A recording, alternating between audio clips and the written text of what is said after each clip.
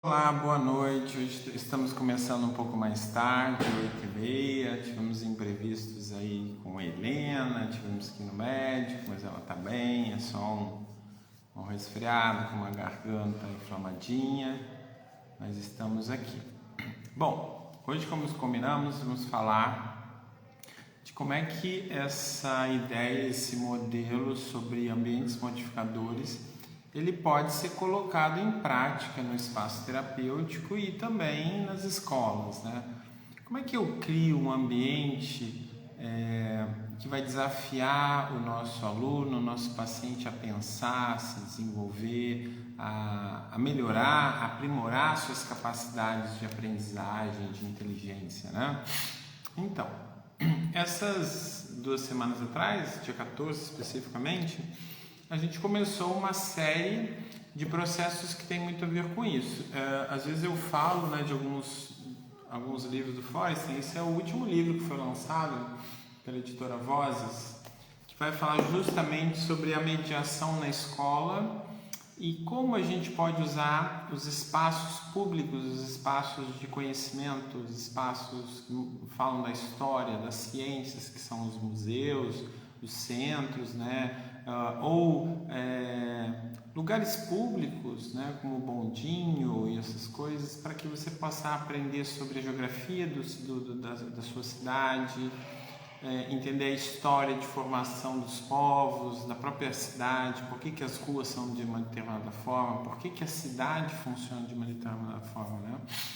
Então, essa semana a gente começou, é um projeto que já está planejado mais ou menos uns 3 meses, que a gente estava discutindo, né, com os pacientes, principalmente os pacientes com autismo, mas não só com autismo, que é o protagonismo do paciente, é o protagonismo do aluno. O que é protagonizar, né? Quando a gente fala o protagonista da história, o protagonista da novela, o protagonista do filme, ou seja, aquele que tem o papel principal, aquele que a história dele é a história que todo mundo quer ver no filme, no cinema, no texto que eu estou lendo, né? Ou seja, ele é o elemento central, ele é o personagem central da história.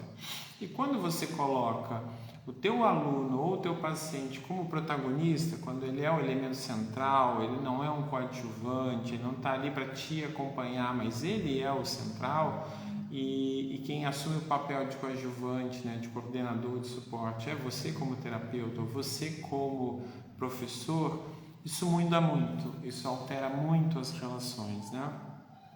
Então, a determinação, a escolha do que fazer dentro de um repertório que você oferece para eles, se mantém o objetivo terapêutico, se mantém o objetivo de aprendizagem na escola, mas a forma, o jeito de se fazer, a temática, às vezes, é escolhida pelos protagonistas, que são os alunos ou que são os pacientes, né? Porque é muito difícil a gente ver desenvolvimento em uma pessoa quando as coisas já vêm prontas, dadas, a forma, o jeito de fazer, é tudo muito já pronto, determinado, e que você fica ali cumprindo regras, cumprindo obrigações sem ter significado para você, sem você entender que sentido isso tem para aplicar na minha vida, né?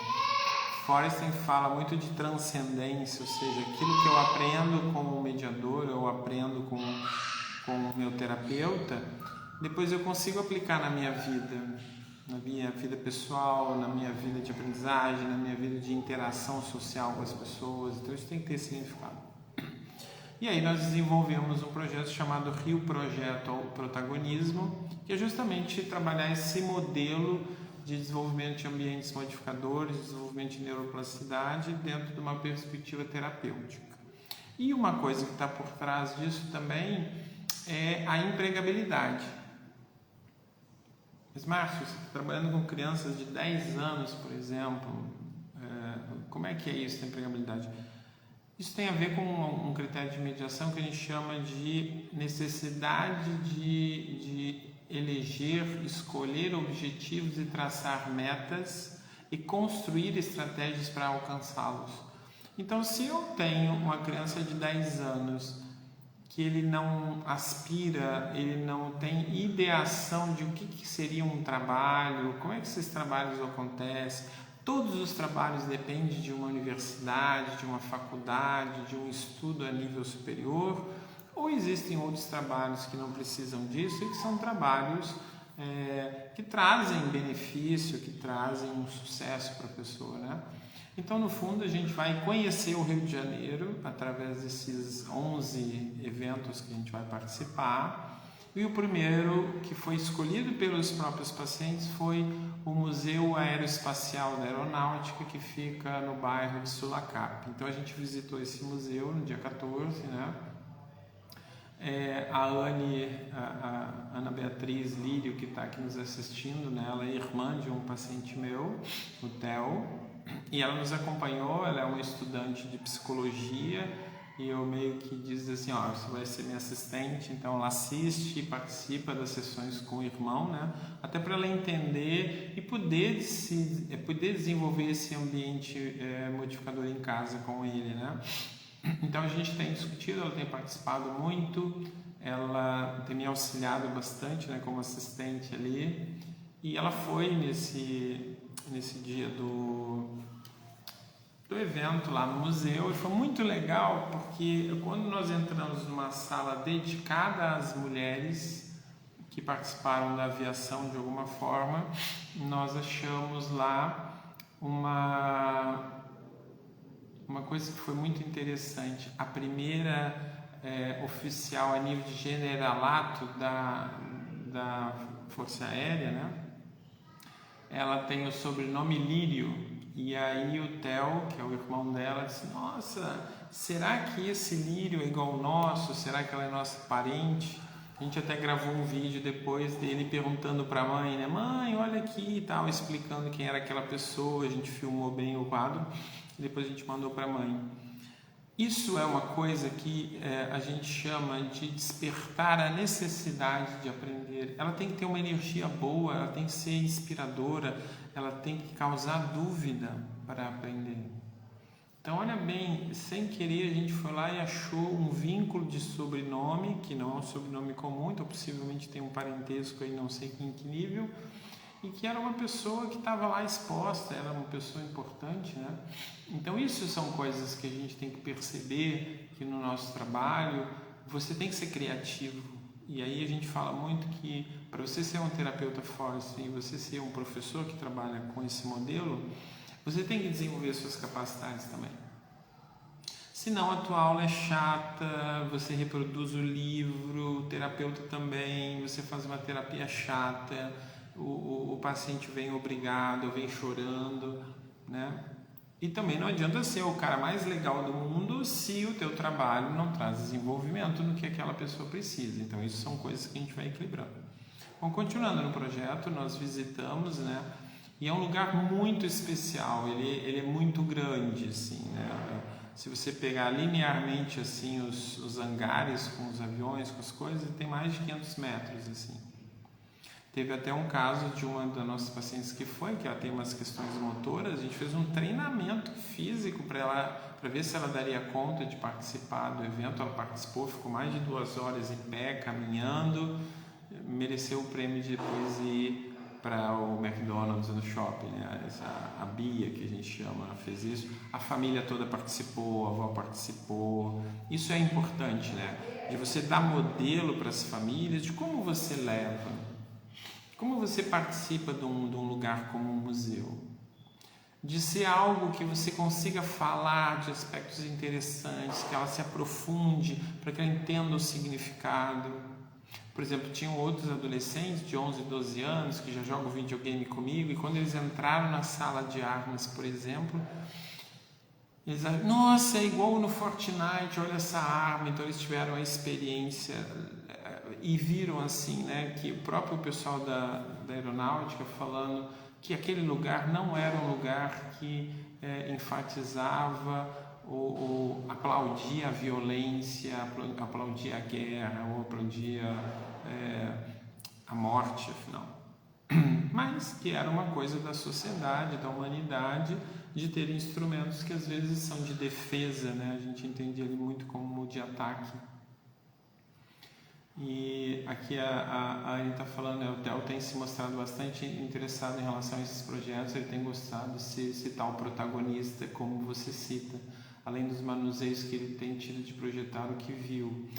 Porque, por exemplo, quando ele chegou, a gente ia fazer o estudo de uma maquete tridimensional, porque a gente está trabalhando em processos mentais de ideação, também trabalhando praxis. Então, assim, você tem que idear, você tem que pegar uma ideia, você tem que planejar essa ideia, você tem que sequenciar essa ideia, você tem que executar a ideia e adaptar.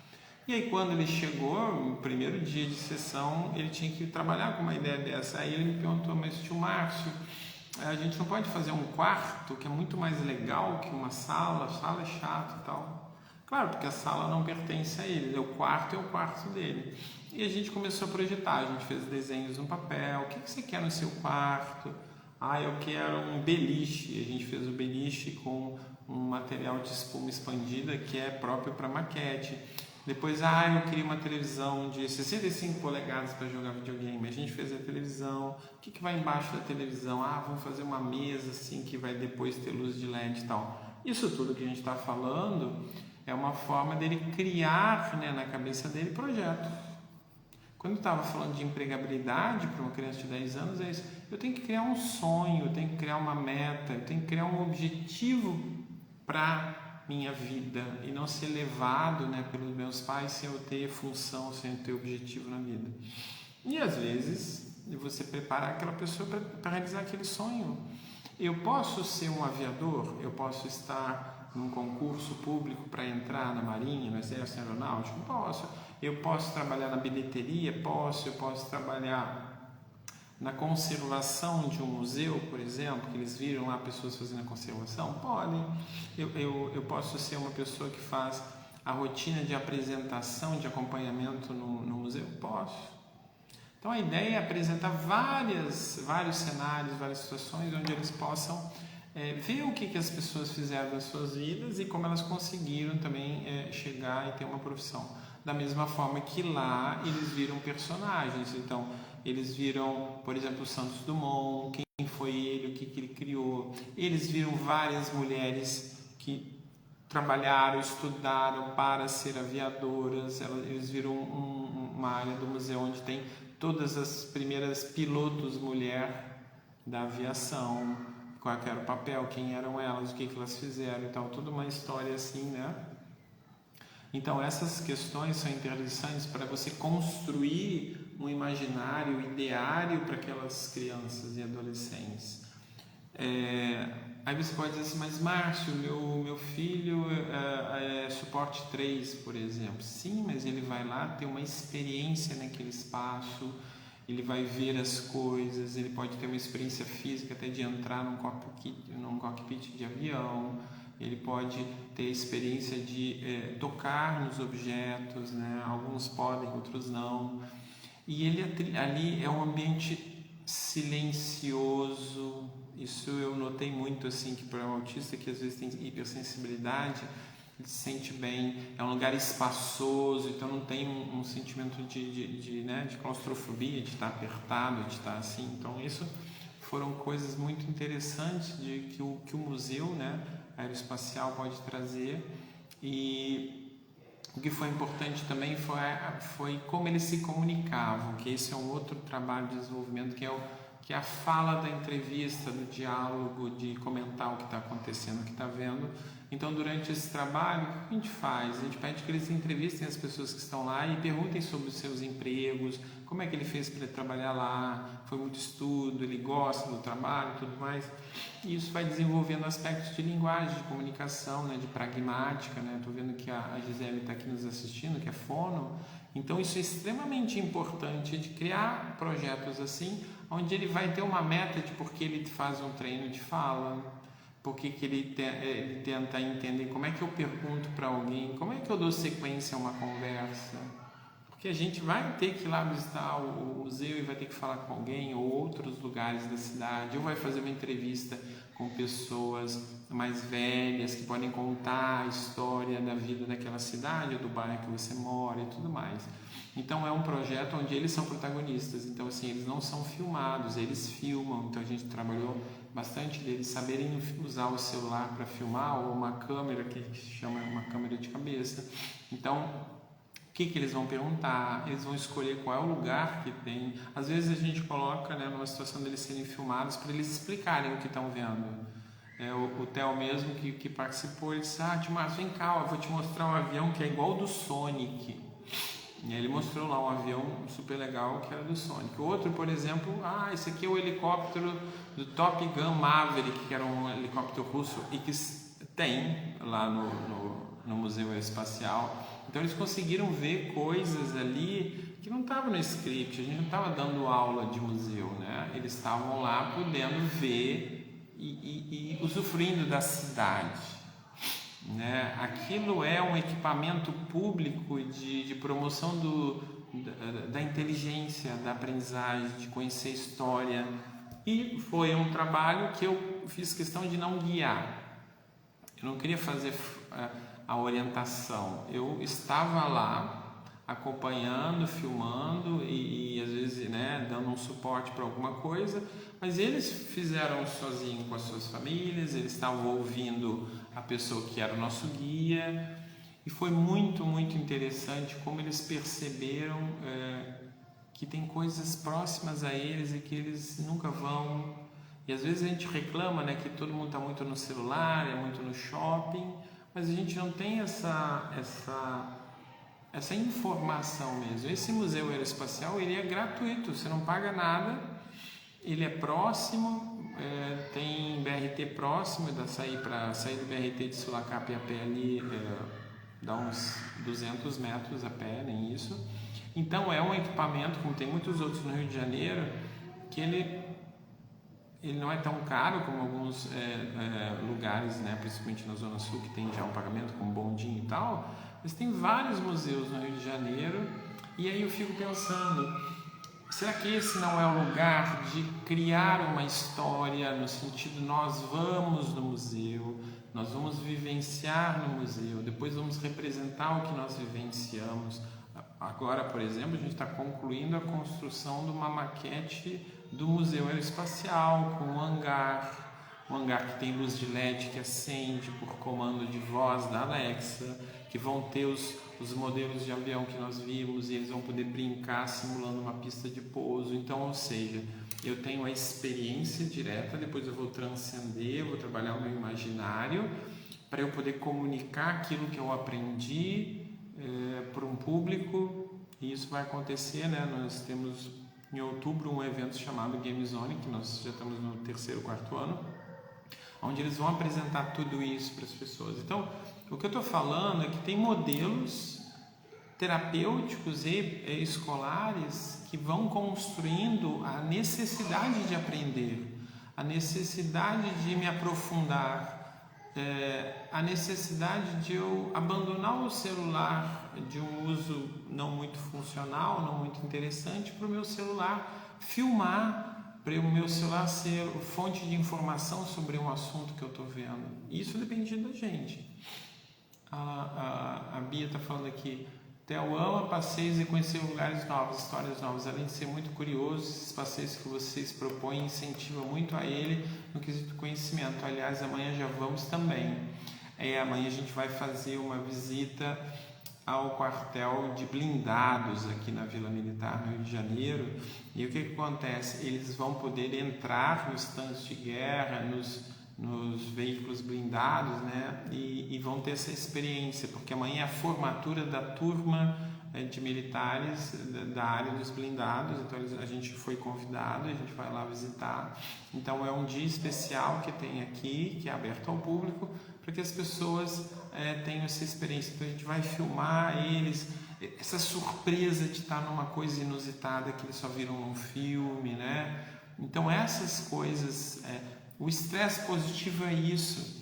O estresse é não deixar a pessoa estressada. O estresse positivo também é uma coisa que te tira da zona de conforto, te leva para um lugar meio mágico, assim, que você nunca tinha visto, vai conviver com as pessoas. Pô, é fácil dirigir um tanque de guerra? Como é que você aprendeu isso? Você sonhou quando era criança dirigir um tanque de guerra? Isso foi um sonho realizado ou não?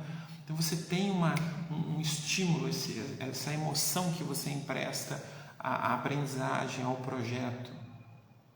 Agora, se o seu trabalho está num rame-rame, está numa coisa assim, não tem engajamento das crianças, dos adolescentes, dos adultos, né? Os pais fazem. Ontem ainda tinha alguns meninos que estavam dizendo assim: tio Marcos, me ajuda a falar para minha mãe que amanhã a gente vai matar a aula. Eu disse: vamos lá conversar com ela e tal. E aí o menino explicou: não, mãe, porque amanhã é um dia especial, só amanhã que a gente pode ver lá eu quero ter essa experiência, a gente vai poder filmar a gente dentro do tanque de guerra e tal.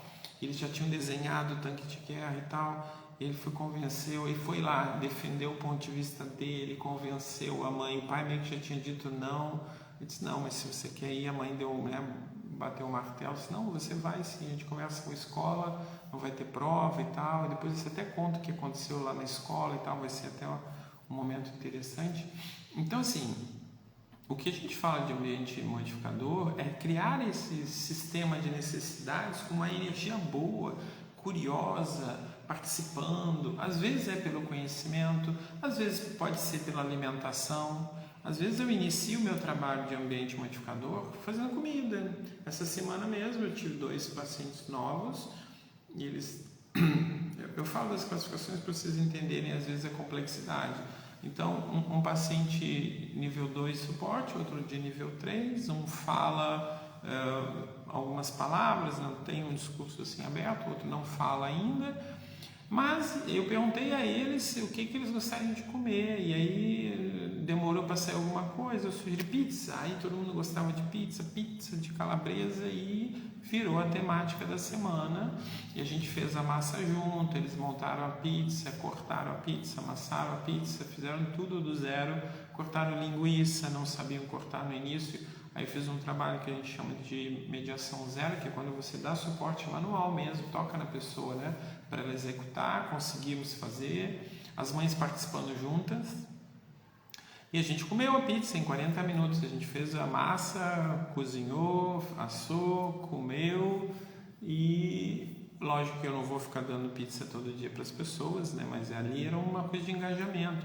E eu fui ver a praxis motora e cognitiva deles, lembrando que eu não estou trabalhando ali em questões de AVD, meu trabalho como psicólogo e psicopedagogo é ver como é que ele lida com a emoção dele de realizar algo, de comer, de falar daquela comida. Vamos planejar uma próxima comida? O que será que a mãe gosta para eu sair do lugar egocêntrico individual e pensar no outro, né? Então isso é uma coisa que acontece muito e é extremamente interessante de como eles vão se conectando, eles vão se interessando, e aí o cheiro da comida traz outros pacientes e outros terapeutas: o que vocês estão fazendo de bom e tal. Isso é uma experiência que eles levam para casa. Nossa, a comida foi legal. Daqui a pouco eles começam a fazer a receita em casa. Por quê? Porque eu estou modelando para a família como é que é a intervenção, como é que é a organização para que aquele seu filho cozinhe, para que ele tenha autonomia. Até porque produzir o próprio alimento, limpar o lugar onde se fez o alimento, conservar, servir, comer sozinho, tudo isso é um objetivo de funcionalidade que tem na CIF da OMS. O meu trabalho é construir o cognitivo desses processos, né? Até para dar suporte a outras terapias, como a psicomotricidade, como a terapia ocupacional em AVD e outras, né? Físio. Então eu inicio a necessidade, eu inicio a vontade cognitiva de realizar atividades funcionais. E a equipe, né, multidisciplinar faz o trabalho transdisciplinar de colocar aquilo em prática. Eu vi lá que você estava trabalhando com o Márcio no vídeo, o uso de uma faca, eu vi que não estava muito bom, então vamos fazer o treino dessa pegada. Eu vi que tem que fortalecer esse ombro para ele usar a mão melhor, então vamos trabalhar isso e tal. Então você acaba gerando processos, da mesma forma que a gente vai poder trabalhar na escola. Um projeto que começou com um museu, vai trabalhar, eu posso trabalhar em física, como é que um avião voa, como é que é esse deslocamento, como é que eu faço um movimento, por exemplo, parabólico, quando eu solto um objeto no avião, ele faz um movimento de parábola, isso se estuda, né? em cinemática de movimento, em física, por exemplo, em ciências, 8º, 9º ano, ensino médio, como é que o motor funciona,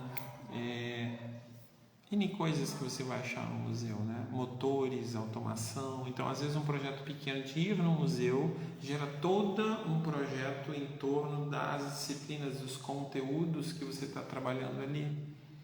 Então, é importante que a gente pense fora da casinha, né? No sentido, às vezes eu não preciso ficar criando da minha cabeça. Pô, eu visito um museu e ele faz assim, pum, na cabeça da criança, na cabeça do adolescente, do jovem.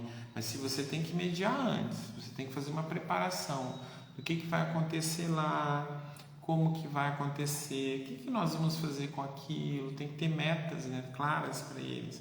Ó, nós vamos conhecer 11 lugares porque vocês escolheram os lugares. E depois vocês vão trocar entre vocês, nem todo mundo foi nos mesmos lugares, então vamos trocar como é que foi, como é que não foi. Por exemplo, agora foi autorizado que a gente fizesse mini exposições das maquetes em cada encontro. Então a gente vai trabalhar com isso, né? Na cantina, por exemplo, que é um lugar que passa muita gente. Então na escola pode ser no refeitório, na clínica pode ser em algum lugar da recepção ou que estão esperando. E isso é importante porque a produção do conhecimento do seu paciente ou do seu aluno tem que ser exposto, eles têm que, nossa, meu trabalho vai ser visto pelas pessoas. Eu lembro que eu estava trabalhando no ambiente modificador já vamos colocar uns 15 anos atrás, numa cidade do interior de Minas. E eu tinha passado no concurso público como pedagogo e eu estava trabalhando numa escola isolada, que a gente chama, né? Escola isolada é quando você tem 2 professores mais ou menos e tem uma pessoa que é de serviços gerais e é uma escola da roça, vamos dizer, um tema assim, né, da zona rural. E lá eu trabalhava as crianças de 3º, 4º, 5º ano e tinha uma outra colega que trabalhava a alfabetização 1º e 2º. E eu tinha que trabalhar a produção textual dos meninos, eu tinha que trabalhar a leitura, e aí os livros vinham, eram livros muito chatos, e ia escrever só para eu, como professor, ver se estava correto. Então eu criei um projeto.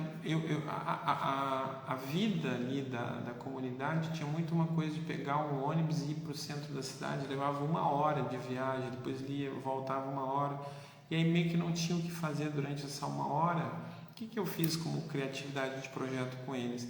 A gente pegou coisas muito simples, que era um plástico A4, assim, que esses que você bota folha, né, de arquivo, e a gente usava aquilo ali para colocar uma folha de produção de texto dos alunos. Então eles tinham que fazer um clipping, que a gente chama, que é um resumo de notícias que a pessoa acha importante para os outros.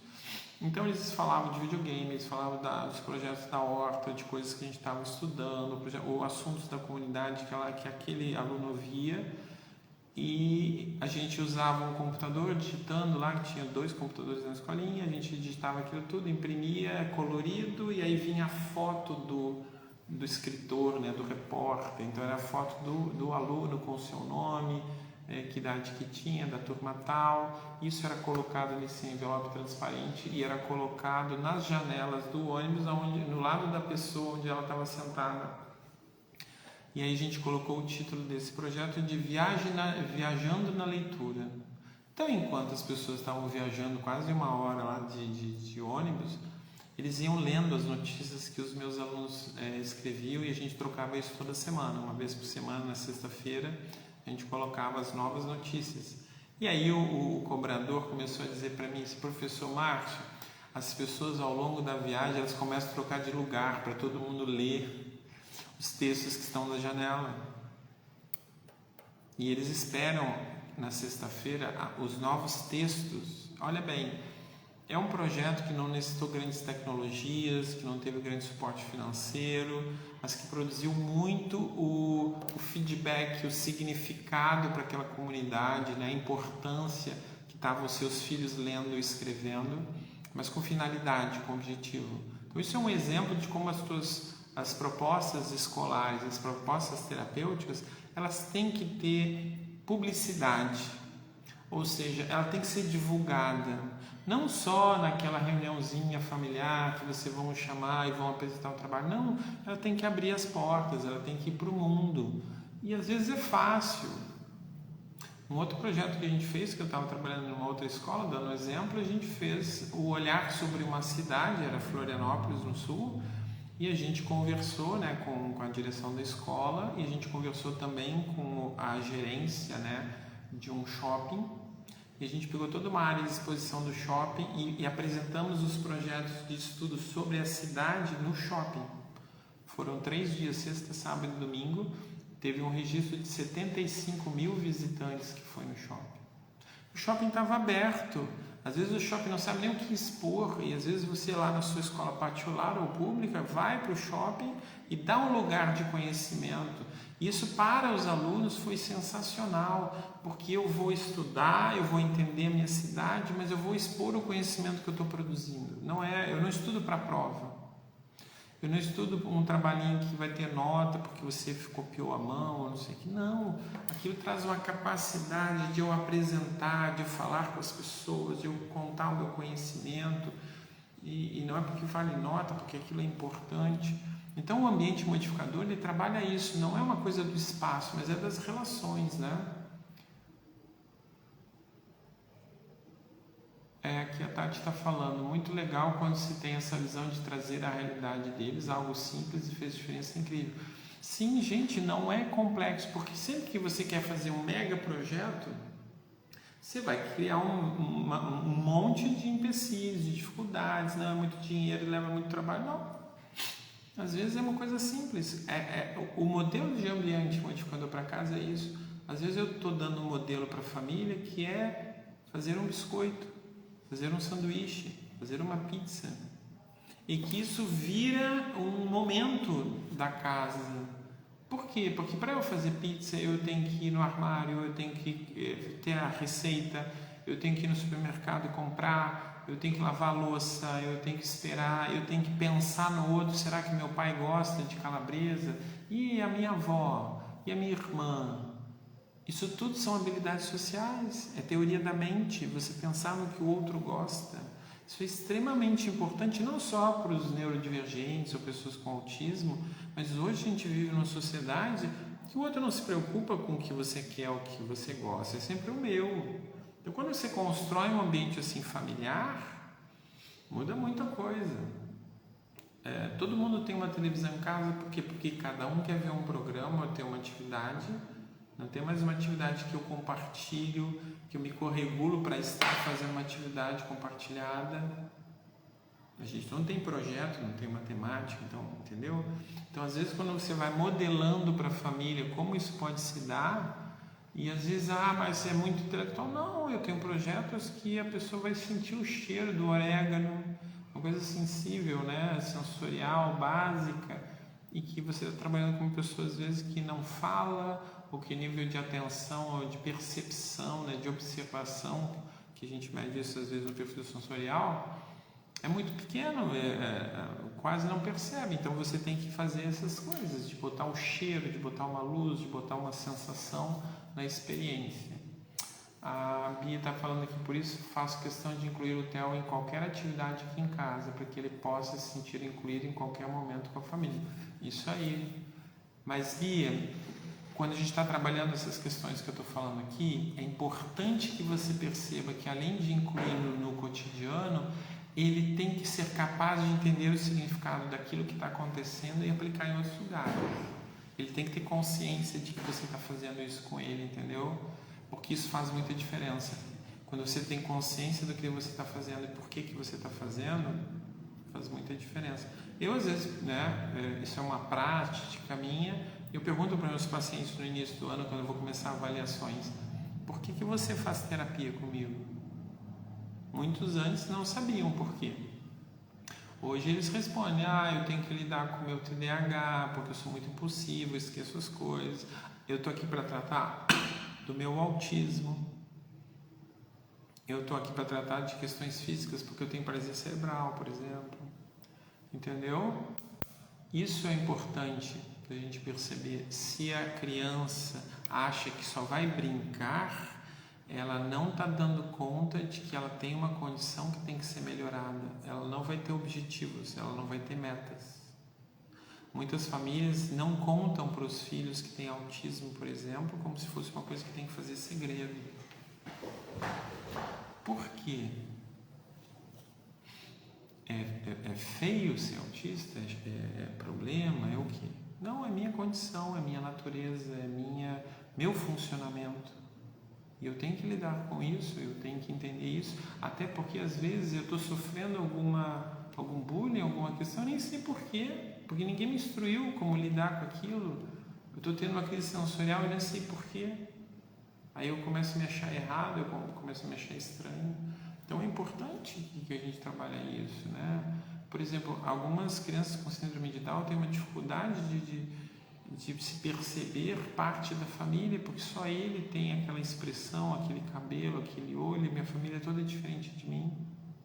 Teve um adolescente uma vez que me perguntou, porque não tinham falado com ele sobre a questão do síndrome de Down: tio Márcio, eu sou adotado? Aí eu chamei a mãe e disse: você não acha que está na hora de você trabalhar isso com ele? Não, vamos trabalhar e tal. Aí a gente começou a discutir com ele: olha, você tem uma síndrome, que é uma questão genética, se chama trissomia 21, e essa condição te dá características físicas e faciais que vão te diferir da tua família, mas é uma condição que você tem, aqui tem as pessoas, e você trabalha, você pode namorar, você pode casar, em alguns países você serve ao exército, você pode ser professor, entendeu? Agora, se eu não tenho clareza da minha condição, como é que eu me cuido? Eu às vezes falo com a família assim: se o teu filho tivesse diabetes, você ia esconder dele para que um dia ele fosse lá e comesse doce e passasse mal? Não! Então por que as outras condições têm que ser escondidas e não faladas? Como é que eu vou me autorregular, me automodificar, ter objetivos pessoais, se eu não sei que eu tenho que ter esses objetivos? Né? É uma discussão que a gente tem que ter com a família e com as escolas, né? Com as famílias que trabalham a questão terapêutica, eu sempre pergunto assim: eu vejo que quando eles saem de atividades cognitivas, principalmente atividades terapêuticas, chegam em casa, essas crianças não fazem mais nada. Não, ela está cansada, ela veio da clínica, ou não, ele já teve que pensar muito com o Márcio e tal. Aí eu penso: mãe, peraí, se você está com seu filho com febre de 41 graus e o médico diz assim: ele tem que tomar um antibiótico. O antibiótico é amargo, é grande, é ruim, e você vai deixar o seu filho não tomar o antibiótico porque ele diz assim: estou cansado, não, é amargo, é ruim, não quero mais fazer. Aí às vezes eu pergunto para a família: o remédio cognitivo, o remédio fisioterápico, o remédio funcional, o remédio psicológico que os terapeutas ministram durante a sessão de terapia, ele tem que continuar na casa. Faz parte. E quando a família é passiva ou deixa que a criança seja passiva no ambiente familiar, ou a professora faz a mesma coisa na escola, você não está dando o remédio que ele precisa, né? Ou não está dando as condições que ele precisa para se desenvolver plenamente. Então isso é uma coisa importante da discussão do ambiente modificador. Se eu não estou criando condições para que ele se modifique, para que ele se aprimore, para que ele melhore, para que ele consiga o potencial que ele tem, a gente tem que repensar nisso.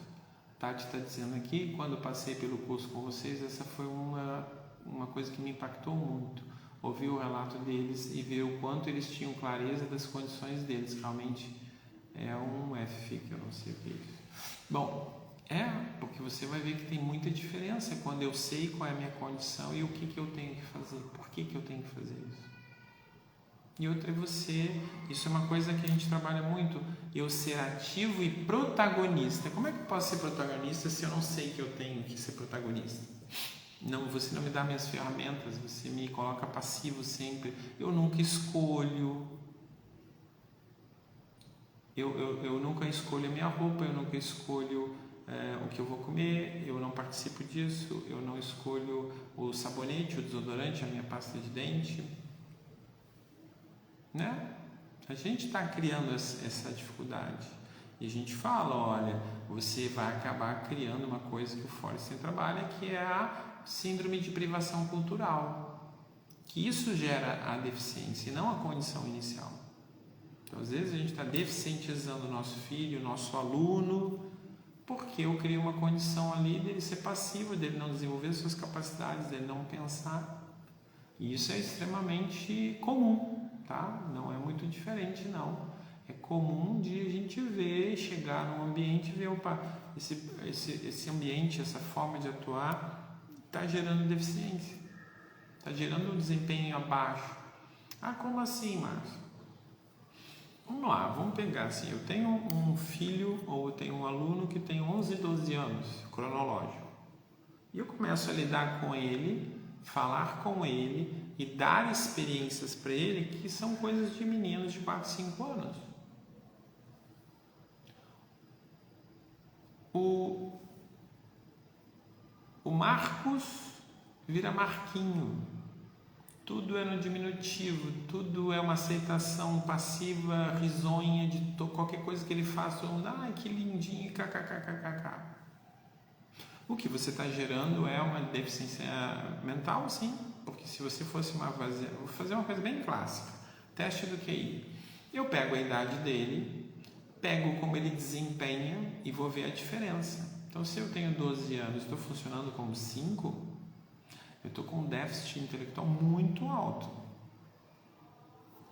Mas por que? Ah, Márcio, isso é pela condição dele? Não. Isso é porque eu não criei um ambiente modificador que gerasse uma melhora dessa capacidade. Ah, como assim? Ué, se você pegar o Weiland, por exemplo, que é uma escala de avaliar o comportamento adaptativo, lá diz assim,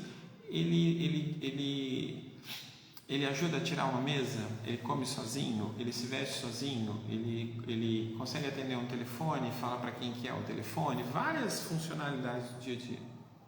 E a maior parte das vezes não é que ele não tenha capacidade de fazer ou não saiba como fazer, é que a família ou os professores não oportunizaram para ele uma capacitação, um treinamento, um suporte para que ele conseguisse se desenvolver.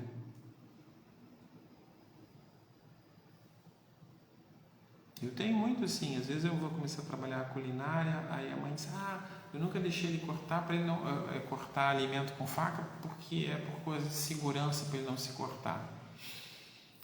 Mas se eu não ensinar ele, como é que ele vai fazer essa questão de forma segura? Cabe a nós. Márcio, ele não escreve, não lê na escola e tal. Aí eu pergunto, mas quando que ele, por exemplo, pergunta que tem relação, como é que ele come em casa? A gente dá no sofá, ele está assistindo TV, a gente dá na boca.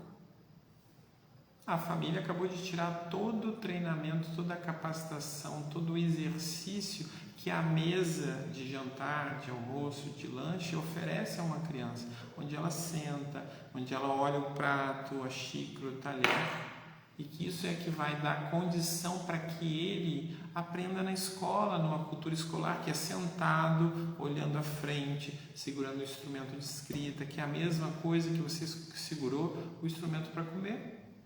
Então, se a família tira as experiências que dariam capacidade para eles, a escola vai lidar com uma coisa muito mais pesada. Até porque o tempo da escola, a quantidade de pessoas vai trazer uma dificuldade muito maior para a aprendizagem. Então, quando você começa a alterar os funcionamentos da sua casa, do ambiente modificador, deixando que esse lugar seja um passivador, que vá deixando aquela pessoa com um desempenho ainda mais baixo, por que ele não arruma a cama? Por que ele não toma banho sozinho? Por que ele não se esfrega sozinho? Por que ele não enxuga sozinho? Tem outras questões, por exemplo, meninas que tomam medicações para não menstruar, porque a família às vezes não sabe como lidar com a menstruação daquela adolescente, daquela moça. A gente tem que ensinar como é que usa absorvente, como é que lida com a menstruação, a percepção daquele sangue. A gente tem que, é uma aprendizagem. Você tem que ensinar tanto a família, e às vezes por quê? Porque você acaba usando medicamentos, às vezes com suporte médico, e não deixa aquela pessoa ser uma mulher. Pessoas com autismo, pessoas com deficiência intelectual, pessoas com síndrome de Down, são homens e são mulheres. Não importa a condição cognitiva ou a condição de funcionalidade que eles estão, eles são pessoas, eles são mulheres e são homens. Então, se o meu filho é nível 3 e ele tem 32 anos, ele é um homem. Né? Então, é disso que a gente está falando no ambiente modificador. Não é um monte de estratégias que vamos fazer para mim, não. É uma postura. É enxergar como essas coisas se dão. Esse homem de 32 anos que eu tenho em casa, que não trabalha, que não estuda, por uma condição dele, mas ele é um homem. Então, às vezes até nas terapias, assim, Márcio, mas ele não quer fazer, não sei o quê. Tá, e se fosse você com 32 anos, eu podia te obrigar? Você ia ser obrigado a fazer o que eu queria, uma coisa que eu não gostaria? Aí a pessoa toma um susto. Ele tem 32 anos, ele é um homem. Ele tem 19 anos, ele é um homem. Só que as pessoas enxergam o desempenho cognitivo, como ele não fala, como ele não estuda, né? Aos 19 anos você já está numa faculdade, então você minimiza também essa capacidade. Aqui a Tati dizer, professor, na maioria das vezes percebo justamente isso, a família limita a criança, qual seria a forma adequada de falar isso com os pais? Primeiro o seguinte, a gente sempre fala isso, um pai, ele não vem com um curso, manual de instrução de como é que eu vou criar um filho, muito mais ainda um filho atípico. A gente tem que acolher, esse pai tem que confiar na gente. Tanto eu estou falando de professores, quanto eu estou falando de acompanhante terapêutico, como eu estou falando de terapeutas. Se a família não confia em você para abrir as suas dificuldades, você pode ficar dando aquela instruçãozinha de final de sessão que não adianta nada. Isso é uma capacidade de engajamento na relação com você. Você também tem que desenvolver os pais. Agora, se o pai não confia em você e não consegue ver aquilo que você está falando do filho deles, então você tem que demonstrar o potencial do filho deles para eles. Vem cá, pai, a gente vai fazer uma coisa, vou mostrar como é que ele consegue fazer, dando esse tipo de suporte. Não é colocar de qualquer jeito que aí a pessoa não vai fazer. Então a gente tem que dar modelo também para a família, mostrar para a família como isso pode acontecer, o potencial que o filho tem. Aí o pai engaja. Me ensina isso, me ensina como fazer isso com meu filho. Porque todos os pais querem seus filhos melhores. Às vezes eles fazem limitações porque eles não sabem o que fazer. Ou eles têm uma cultura que vem de muito tempo, de família e tudo, que é a cultura do cuidado. Então eu vou cuidar do meu filho para que não tenha dor, para que ele esteja confortável, para que ele esteja feliz. Mesmo que ele tenha 30 anos e seja feliz com uma criança de 5 anos. Né? Então, essas coisas a gente tem que perceber. Sejamos aqui conscientes do acolhimento que a família precisa, do suporte, do engajamento que você tem que ter com a família. Não adianta, se você não tiver esse vínculo, você não vai gerar um ambiente modificador. A escola, eu acho que, vou usar uma palavra aqui, uma escola de uma forma mais severa, tem acontecido o afastamento com a comunidade. Por ter muita gente e tudo mais, hoje as famílias são porta fora, atrás da grade, do portão, é difícil de falar com o professor, tem que marcar a hora, não sei quanto tempo, não tem mais uma comunicação próxima, diária, e isso criou uma lacuna, um abismo entre o espaço da casa e o espaço da escola. E aí o resultado é o resultado que a gente está vendo, né? Pessoas que não aprendem, pessoas que não conseguem vincular aquilo que estão estudando para as suas vidas. Então eu estudo para aprender para a prova, depois da prova eu esqueço. Então eu faço um treinamento de memória ali, e aí você vai ver pessoas que chegam na universidade, não sabem nada, não sabem relacionar coisas, e aí essa pessoa também não vai conseguir um emprego, né? Então, a gente tem que entender que o ambiente modificador que eu estou discutindo com vocês necessita de projetos, necessita de engajamentos, necessita de formas de trabalhar, né? Então, isso que a gente tem feito, e o Arte de Cuidar ele tem muito esse perfil da gente oferecer estratégias, oferecer modelos, oferecer espaço para conversa, né? Que é isso que a gente está fazendo aqui, né? A Tati me perguntou e outras pessoas me perguntaram, né? E estamos abertos à participação, à conversa, às vezes palestras ou lives específicas. Pô, Márcia, você podia fazer uma live para falar para a minha escola? Vamos lá. A gente faz aqui a live e o conteúdo é para uma escola. Ou a gente tem um grupo de mães aqui que gostaria de ouvir sobre tal coisa. Vocês podem mandar conteúdos que a gente conversa aqui e fala, né? E isso é importante que a gente tenha clareza, né?